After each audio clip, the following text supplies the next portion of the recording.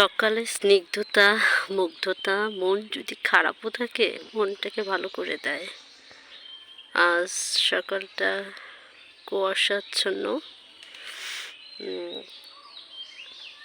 আসলে মানুষের জীবনটা এরকমই তো, কখনো রোদ্দুর, কখনো বৃষ্টি, কখনো কুয়াশাচ্ছন্ন, কখনো হাস্য উজ্জ্বল একটা দিন।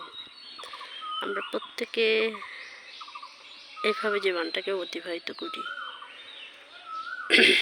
জীবনের প্রাপ্তি অনেক আছে, অপ্রাপ্তি অনেক কিছু আছে। তো অপ্রাপ্তির জায়গা থেকে আমরা প্রত্যেকটা সময় যদি রিয়েলাইজড করি তাহলে সামনের অপ্রাপ্তিটা হয়তো বা থাকতে নাও পারে।